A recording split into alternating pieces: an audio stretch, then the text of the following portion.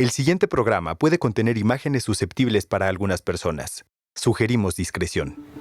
El día de hoy en Clínica de Animales hablaremos sobre el hipertiroidismo en felinos.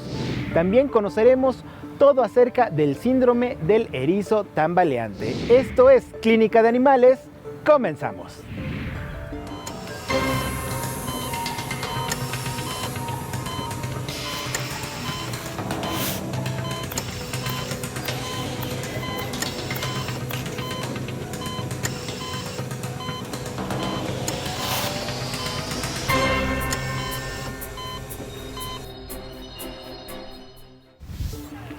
Amigos, sean bienvenidos a Clínica de Animales. Para comenzar este programa, conozcamos la historia de Claudia Alejandra, una gatita que se encuentra en edad geriátrica y que desarrolla el problema de hipertiroidismo, una enfermedad que de no ser tratada puede poner en riesgo su vida. Vamos a conocer su historia aquí en Clínica de Animales. Mi gata se llama Claudia Alejandra, tiene 18 años, creemos, a lo mejor son más, porque ya era grande cuando llegó por nosotros. Bueno, tiene un carácter muy fuerte, es muy dominante, grita por todo, nada le parece, quiere mimos y hay que dárselos. En general es un gato normal. Bueno, ella hace un mes y medio atrás empezó a agitarse, mucho en la tarde, no me acuerdo si era fin de semana, creo que sí, porque llamé a la doctora que me hiciera el favor de atenderme sin cita. Y cuando llegamos estaba más agitada de lo normal. Llegamos aquí muy preocupados porque tú sabes que cuando un animal se agita es porque el corazón está fallando. Y cuando la traje me dijo que había que hacerle un estudio de la tiroides y a ver qué sucedía.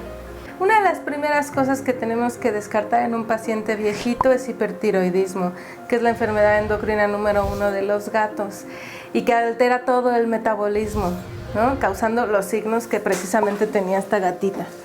Es una enfermedad que, como altera el metabolismo, puede causar muchos otros signos y afectar, por ejemplo, también el corazón, pero ella afortunadamente no tiene problemas cardíacos ni de hipertensión que pueden ser secundarios al hipertiroidismo.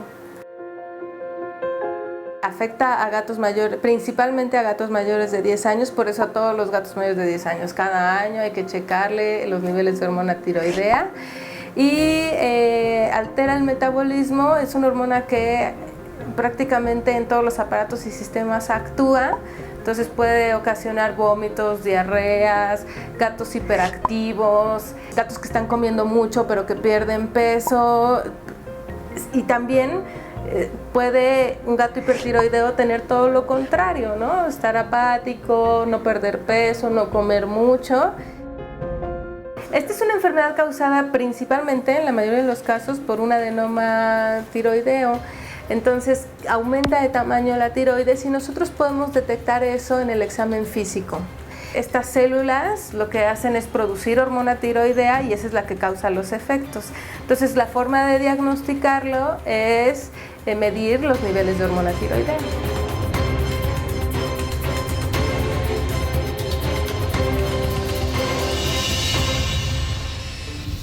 Y bueno amigos, como vemos en la historia de Claudia Alejandra, es una gatita que viene desde Argentina y ha pasado por muchas situaciones en compañía de sus dueños. Por eso están muy preocupados por su estado de salud. Lo que nos comentan los doctores es que este hipertiroidismo que padece tiene que estar bien monitoreado, ya que de no hacerlo su vida se encuentra en peligro. Vamos a hacer una pausa y regresando conoceremos más de esta historia aquí en Clínica de Animales.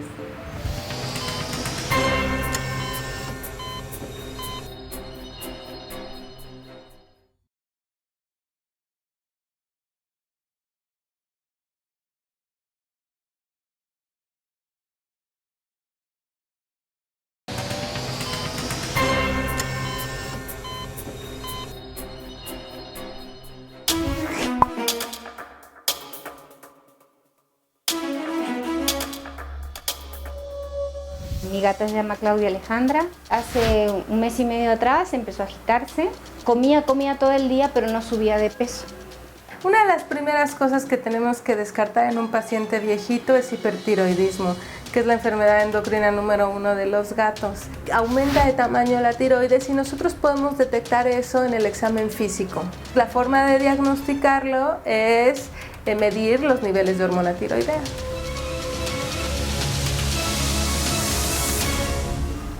Seguimos con más en su programa Clínica de Animales. Recuerden que pueden seguirnos a través de las redes sociales de Capital 21 y ver este y otros capítulos ingresando en nuestro canal de YouTube. Y ahora vamos a conocer la historia de Tuna, un erizo que llega con el síndrome de erizo tambaleante a la clínica veterinaria. Vamos a conocerlo aquí en Clínica de Animales. Tuna es un erizo, tiene casi 4 años, lleva conmigo 3 años, la adopté porque estaba en una casa donde llegó un perro y no se llevaron bien, entonces yo siempre había tenido la curiosidad de tener un erizo, pero no sabía qué tantos cuidados, y ya que me explicaron dije, bueno, sí me animo. Todo el día duerme, está en su casa, su casa es un espacio cerrado, no está como por toda la casa, y en los días duerme y como a las 9 de la noche se despierta, un poquito antes, come, se vuelve a dormir y luego ya como a las 12, 1 de la mañana se despierta y empieza a caminar, le gusta mucho caminar y tiene una rueda, entonces se la pasa corriendo ahí en su rueda. Traigo a Tuna a la clínica porque trae un cojeo en su patita y para saber si fue una lesión o si ver qué tiene en su patita. ¿Hace cuánto que lo notaste? Hace como 3 días. Ok, correcto. En el caso de los erizos hay una enfermedad que nos puede preocupar, que es una enfermedad neurológica degenerativa que se le conoce como erizo tambaleante. Ocasionalmente, más bien normalmente, comienza con las extremidades posteriores. Hay una que empiezan a arrastrar y tienen una pequeña cojera. Podría ser eso. El asunto con este problema es que es progresivo y que no tiene cura. Vamos a esperar que sea otra cosa, vamos a revisarla, podría ser una lesión. Vamos a hacer como para descartarlo, como una especie de diagnóstico clínico, vamos a trabajar con un analgésico. Si es un problema traumático, algo que se hubiera quedado atorada o que estuviera lastimada con algo, ese nos va a servir para corregir ese problema. Si fuera el problema neurológico que comentamos, puede haber mejoría, pero no va a haber, no se va a reponer al 100%. De eso depende el tratamiento que vamos a utilizar posteriormente. Hicimos un diagnóstico clínico, se envió con un desinflamatorio a casa para ver qué problema pudo haber tenido. Después de unos días este tratamiento no da el resultado que esperábamos, eso nos hace inclinar el diagnóstico hacia un problema neurológico degenerativo o la enfermedad del erizo tambaleante, la cual es una enfermedad neurológica degenerativa que desafortunadamente no tiene cura. Se puede tratar, se pueden ir paliando los signos más importantes, que es esta pérdida del control muscular, una baja de peso, una pérdida del apetito y que los puede llevar incluso a la muerte por una parálisis. Es muy variado todavía lo que podemos esperar con Tuna. Lo que queremos es que no progrese su enfermedad. Vamos a estarla monitoreando continuamente para ir viendo que estos signos no se vayan agravando. Desafortunadamente, lo que sabemos por literatura es que su expectativa de vida no va más allá de 1 año. Ojalá que en este caso pueda superar esa expectativa y que pueda durar un poco más. Lo que nos preocupa sobre todo es su calidad de vida. Tenemos que irla apoyando con soporte nutricional y con algunos suplementos para que la pérdida que va a ir teniendo no sea tan grave.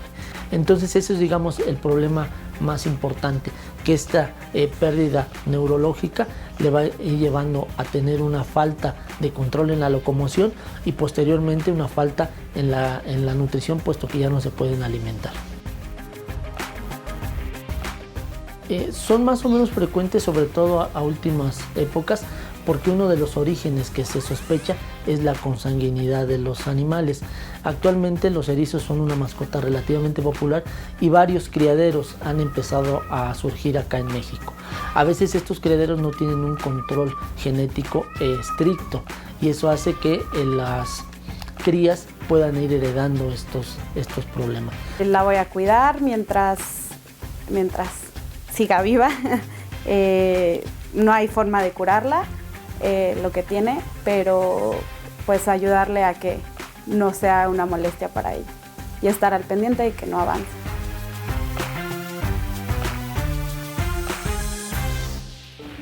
Y bueno amigos, como vimos en la historia de Tuna, este padece el síndrome de erizo tambaleante, una enfermedad para la cual no hay cura, pero sí hay tratamiento. Por ello, están comprometidos los médicos veterinarios y sus dueños a seguirlo para ofrecerle calidad de vida. Ahora vamos a regresar a la historia de Claudia Alejandra aquí en Clínica de Animales.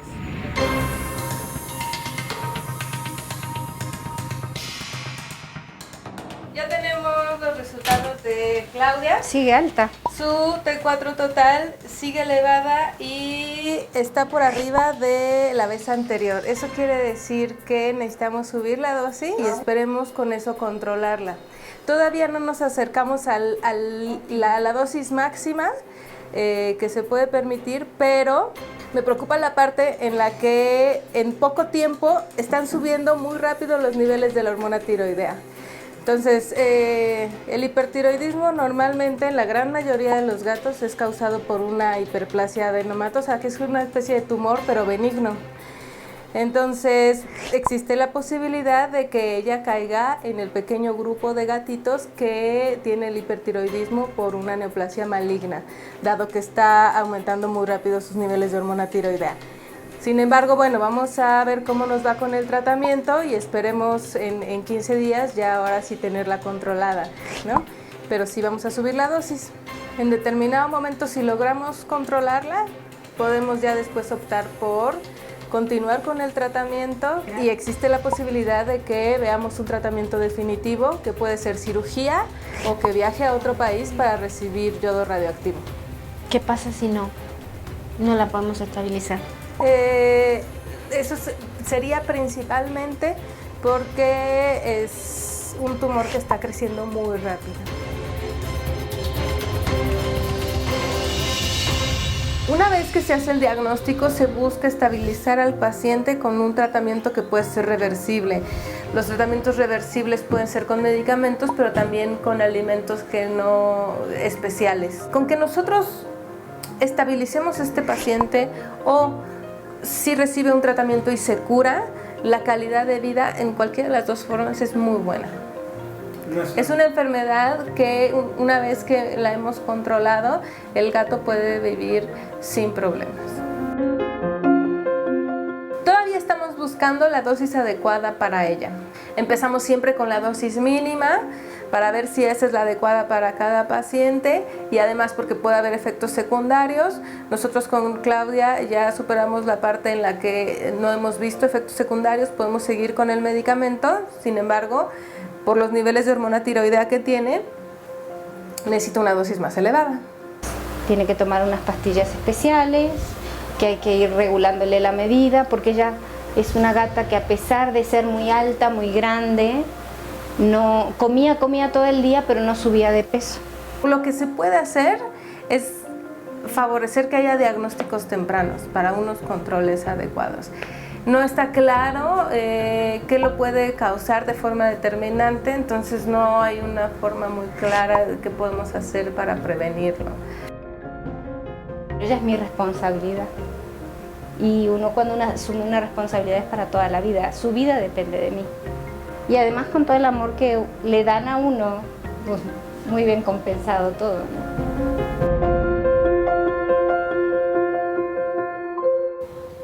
Afortunadamente amigos, la historia de Claudia Alejandra tiene un final muy feliz, ya que a pesar de que en algún momento se llegó a dudar de su recuperación, reaccionó bastante bien al tratamiento que le dieron los médicos veterinarios.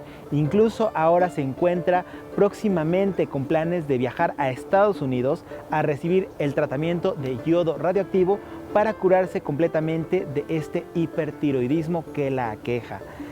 También el día de hoy en Clínica de Animales conocimos la historia de Tuna y el síndrome del erizo tambaleante. Ahora sabemos que además de tomar las precauciones adecuadas si es que tenemos un erizo como animal de compañía, también hay que estar pendientes si presentan alguno de los síntomas que vimos el día de hoy en su historia para descartar que pueda padecer del síndrome de erizo tambaleante.